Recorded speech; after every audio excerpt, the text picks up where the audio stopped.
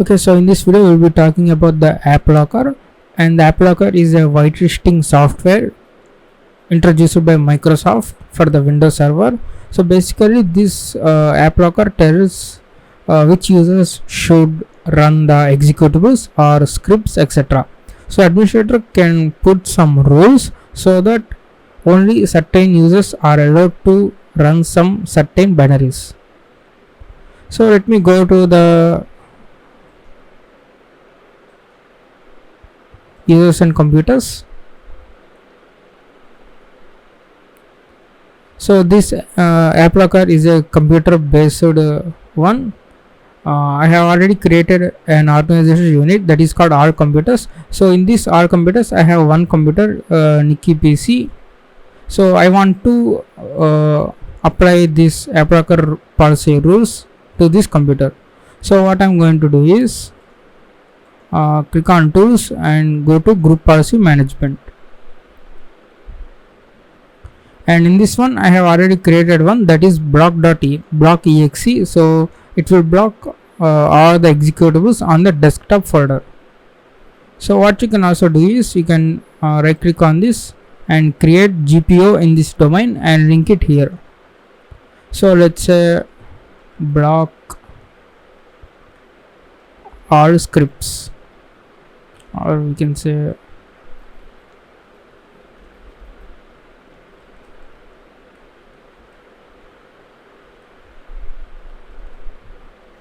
so let's give some random name, and after that right click on this and click on edit.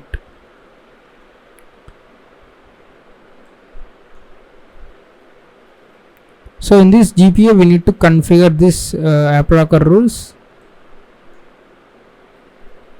So under computer configuration, go to policies and Windows settings,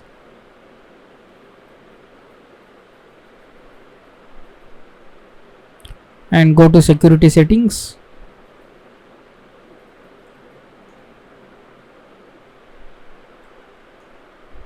and here you will see application control policies,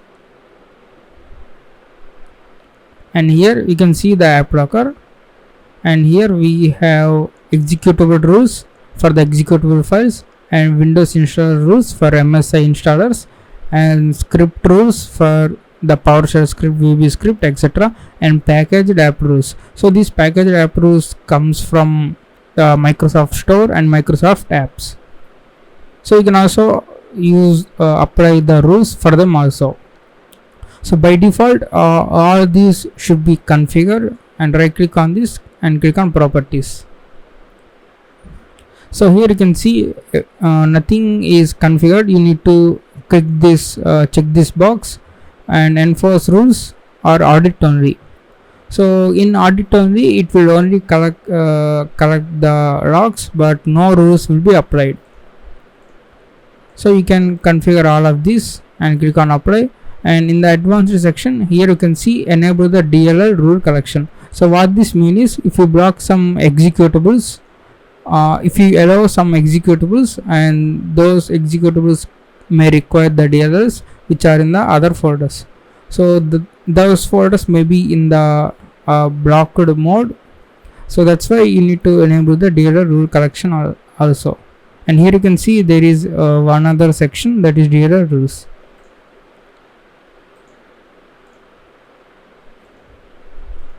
So click on OK. Now if you click on this executable rules, there are no rules present. So right click on this white pen, and here you can see create new rule, automatically generate rules, create default rules.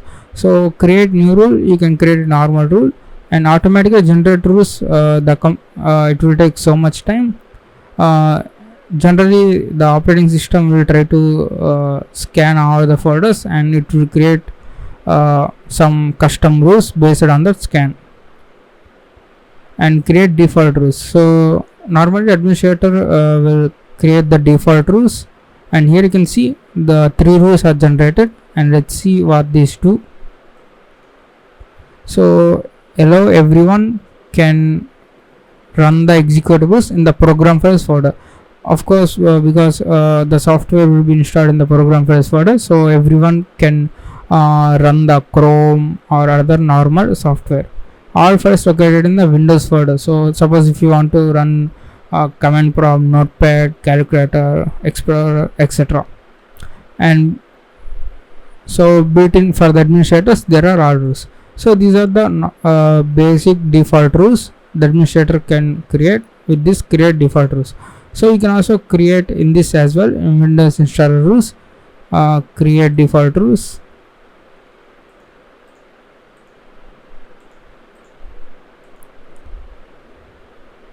So here you can see all devices located in the program files folder and create default rules. And one thing to set is system services. In the system services there is an application identity, so this service should start for the computers at the startup. So you can see it is not defined. Double click on this and define this policy setting as a automatic.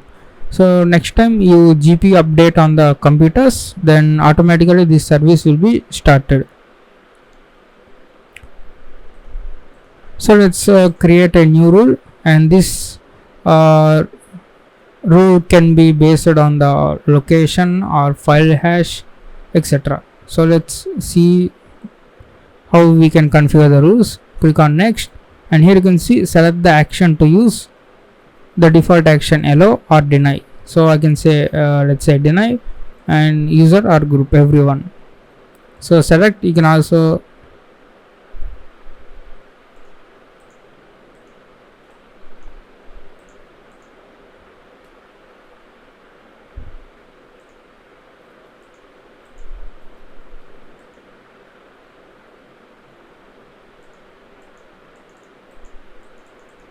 I don't know why this one was grayed out.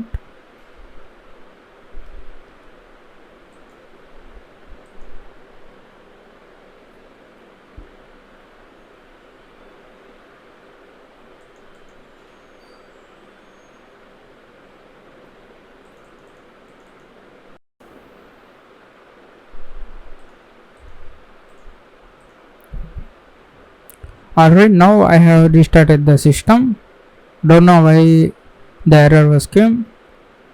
So click on next, and here you can see allow or deny the action you can perform, and click on next, and here you can see the publisher. Select this option if application you want to create the rule for the signed by software publisher. So if that software was not signed by that publisher, then you can't run that software.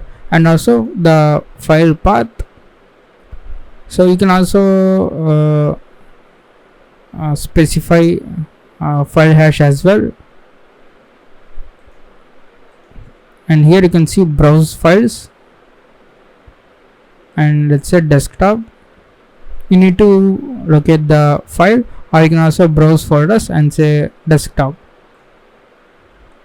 So here you can see users administrator desktop star, and you can create the rule, and you can add any exception if you want to deny any other specific executables. So you can also choose file hash as well. So you can choose the cmd.exe or powershell.exe, and the file hash will be checked when you are running, when the user is running, and if that hash matches, the executable gets blocked. Okay, this file hash verification is very simple to bypass, so we will be seeing the bypass techniques in the next videos. So that's all about this AppLocker basics.